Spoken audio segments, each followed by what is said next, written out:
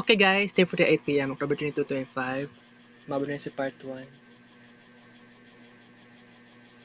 So, kita nyo diri, nagpa-injection ako sa kuang keloids. Dili lang isa, daghan, naapa to yung mga gagmay na butoy-butoy, naapa po diri sa likod.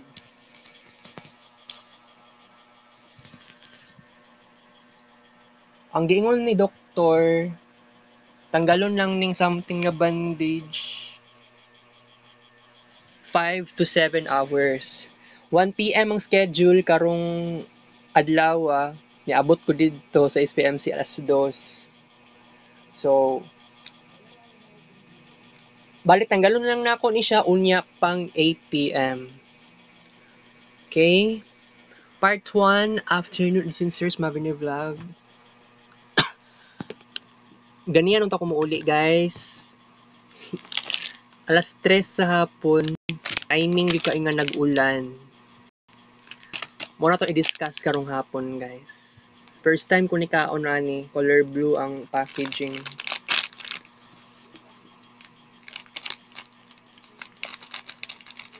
Naglisod ko Glakaw ganiha, guys. Nagstay pa ko sa chapel sa SPMC. Ngano man, sakit man day kaayo no after sa pa-inject. Pero during sa injection, maramdaman gyapon na akong sakit pero mas sakit siya 10 minutes after nagpa-injection. Dahil lang sa chest. Pero sa akong likod, wala gud siya sakit completely. Unang quick overload. Malo vanilla.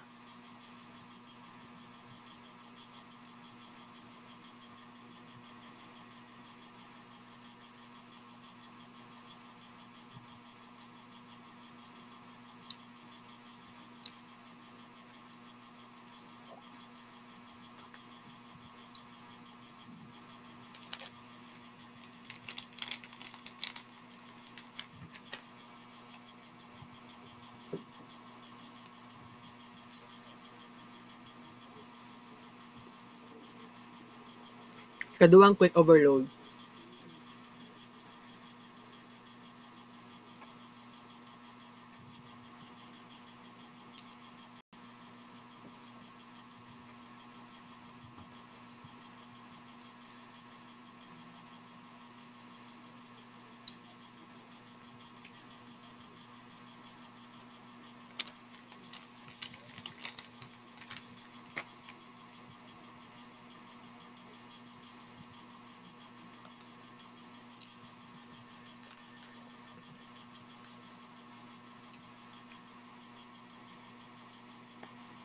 Last but not the least, katulong quick overload.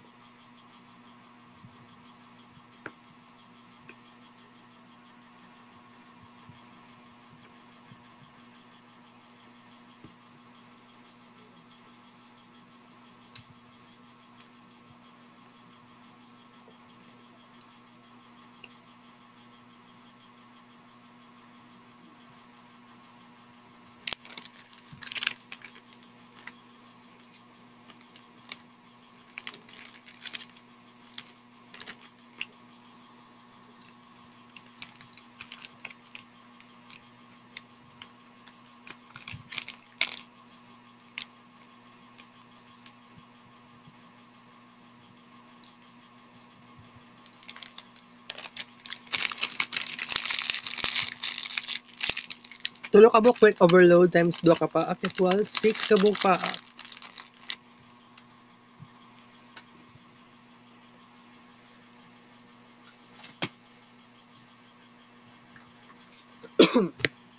Mag-discuss lang ko gamay nga oras lang guys ha. Okay? So,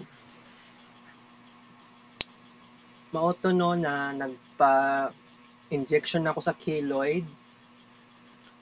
Kay napampud sa likod.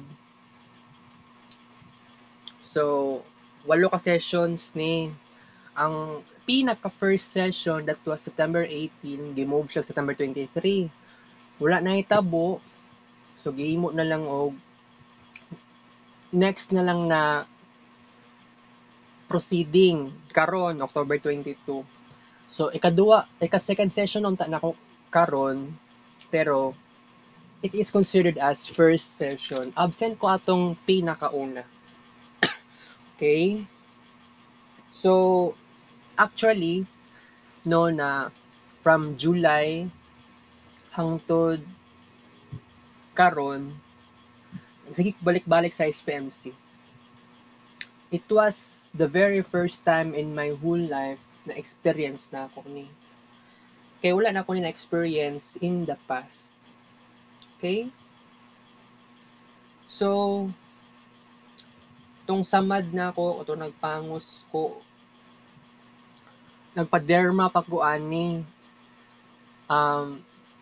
Wala pa ko kapalit sa katong prescription drugs.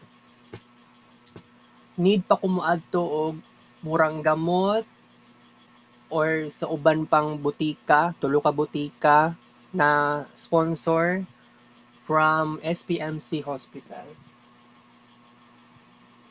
Pero, dapat napalit na ako siya, dapat Lunes. I mean, Lunes ba yata ako? Murag Lunes yata ako nagpa-check up. No? Nya karon Tuesday, Wednesday.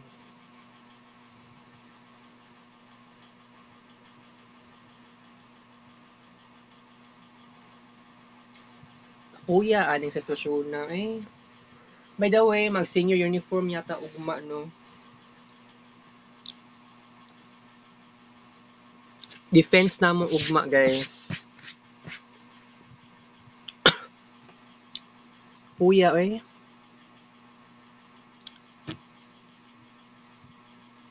Kana ganing gitest pa ka sa panahon ba? Ulan, agigil, na kana ganing nigawas ko sa kuan, nigawas na ko sa tawag ani ay kanang after sa session pahigda ko sa bed unya pagkahuman gipalingkod pagkahuman hinahini na ko gawas sa derma room after ato ang nakasakit lang kining chest kining keloid sa chest pag naog din ako naka-realize ko sakit man. So, first time na ko siya na-experience. Kasi, dili na ko deserve na magkaroon og keloids. So, kung isipon lang ninyo, imagineon lang ninyo, di ba? First time na ko na-experience. It is very worth na kining inganing situation very significant jud mismo guys. Okay? So, alright. And aside pa ana no na plano pa naman ta ko moadtog ayin na wala na ako gidayon. By the way, laday ukuan keloids for derma 2. It should be the first. First dapat siya kaganiha. Pero according sa petsa manggod ta magbase sa papel dili sa katong gingon na first kaganiha first na ako nagpa-inject.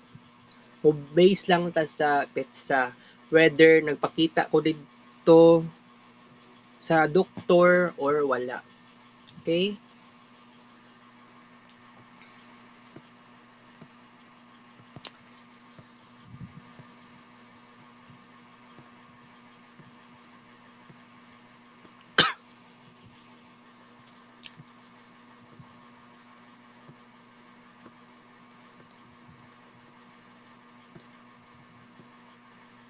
Ugma magkuan mi mag-defense. Sunod ugma is kuan cleaning sa tooth.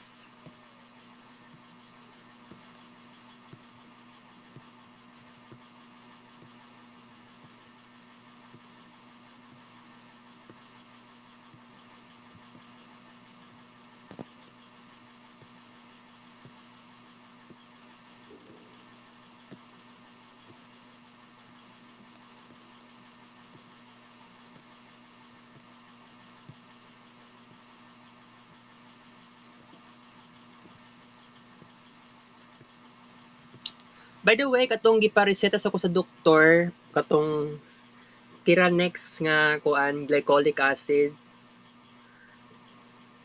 kay nakapalit ko naging adlaw, dapat ni gamit ko gahapon. Ya, wala man to na dayon. So kaganiha ni gamit ko. Okay?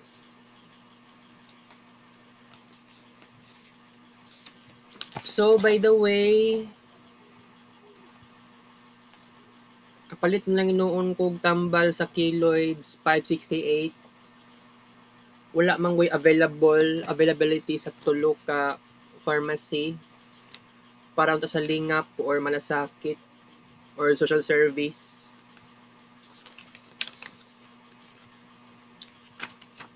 Kining about sa laboratory, wala na itabo ganiha. Di pa pud pwede may tabo ugma. Sa October 24, pwede.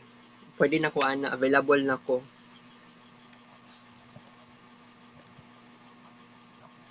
Then, ang about sa katong sa DSWD, nakapalit na ko og duha ka tambal. Tapos, kining sa dry chlor og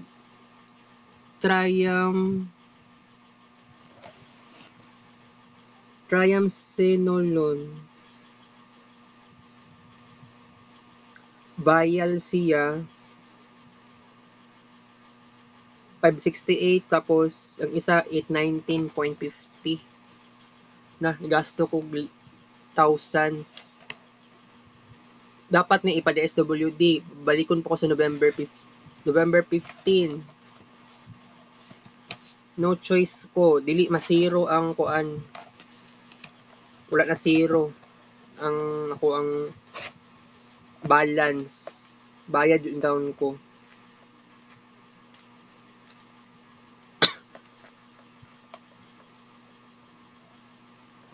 Sa pa'y kulang ay sa dental.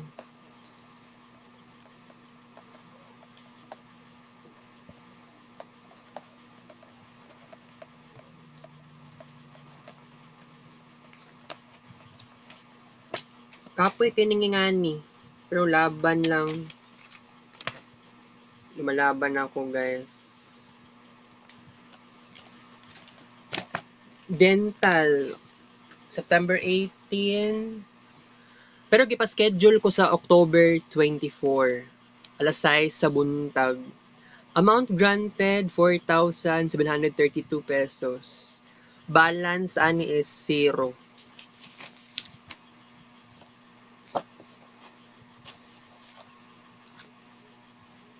Kapoy kiningingani. Pero wala jud ko ni surrender. Balik-balik na kog SPMC. Katong doktor sa kuan, tingala ganing doktor sa PAMED o classmate na ko si Andrian, parehas sila opinion. Mangano daw ako nagbalik-balik og SPMC. Katong doktor sa PAMED, giingnan pa ko nga ngano daw ipakyaw na lang ako halos sa mga departments sa SPMC. Dili ko sure kung ako lang ba ang naiingato nga tendency. By the way, katong triamcinolone, then dry chlor o katong Teranex, gasto na ko siya 568, 819.50 o 212.50. So around padulong siya 1,600 pesos. Wala ni zero balance. Pero lagi oy lisod. Lisod kay ningingani oy kay labi na ako madto pa ko DSWD kailangan every 3 months daw. Kung pwede mo balik. So naa gyud something. No choice ko. Wala ko choice.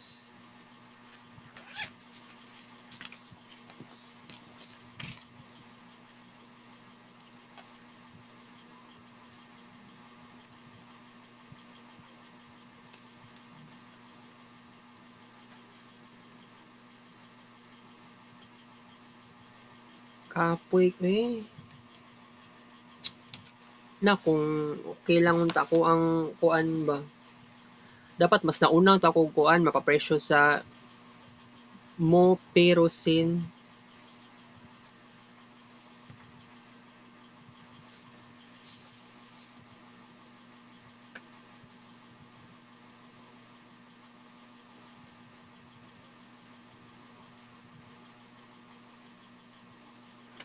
Ang diagnosis na ko sa dental is to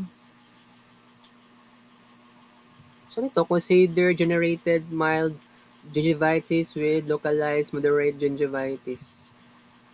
October 24, 2025 at 6 a.m. Okay. Ang giingon pa, mag-triage pa manggod daw. Okay, no problem. Mag-triage ko, ana.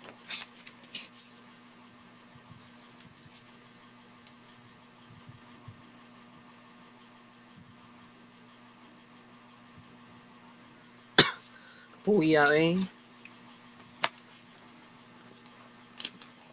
Kay wala jud ko'y kauban. Unya, traffic ba kaayo? Gusto ko matulog, di naman inuon ko katulog eh. I mean, wala ko niinom og clonazepam.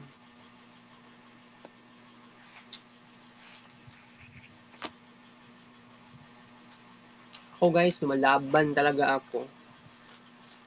Oo, kabalik-balik lang ko sa SPMC. Unya, napa ko dapat buhaton karon, dili dapat ko mag SPMC. Kaya lang about sa documentation, patay eh.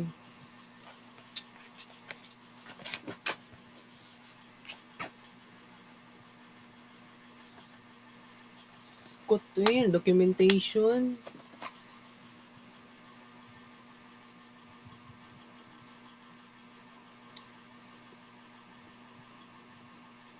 Ako pa muhimo nya wala ko'y idea sa kuan sa capstone. Nya ang giingon lang sa kuha ay kailangan ko mag-generate sa ChatGPT, mag-usab, mag-revise. Diya lang yun ang taon ng problema nato. Pero akong mga classmates, kung kauban ako sa capstone, low-key kaayo. Ako gani, try na akong best, mangutana kay Rendon. Pinasuko man na yung tubag, inistorya. Pero sa kuha lang yun na side, sige lang. Gusto na ako si Kenji naman ta kung kaistorya. Di pud kay na ko siya ma-respond og maayo eh. I-try na akong best. Mangutana lang ko. Kay kining sa capstone about sa ingani, na ako'y karapatan mangutana. Kay kauban man, teamwork good. Nya, gisulayan na ako istorya si Kenji ani nga pa-consult kay Ma'am Eileen. Pero ang giingon wala lagi daw si Ma'am Eileen. Kay wala siya sa office, wala siya sa office or opisina.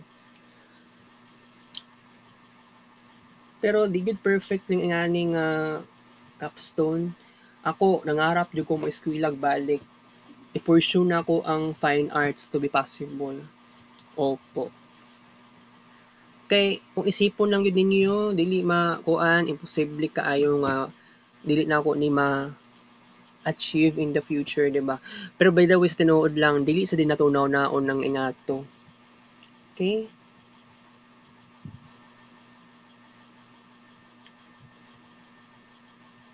Unsa kani next ani ha? Going to dental.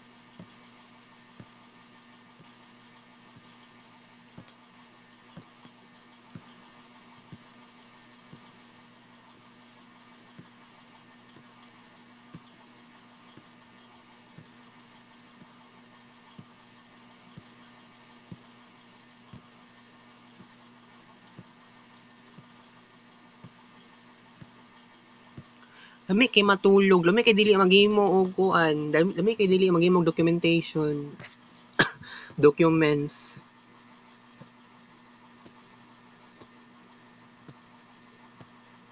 Kapoy na kay kong lawas. Si Andrian daw ni adto dag People's Park. Busog daw kaayo siya. Parehas na sa kuha ba nga na visceral fats. 58 kilos pa na sa una, karon 60, 63 na daw siya karon. Ako gani na 65 kilos man ko dati na wala lang gyud ni baba ba sa karon 71 kilos gihapon unya kaon jud ko og pandesal gahapon nga naay peanut butter. Wala ko'y mahimo. So ako na nag-urot sa peanut butter din sa balay. I have to say goodbye. Kita sa Breaks Vlog. Take a show. Love you guys. 4:10 p.m.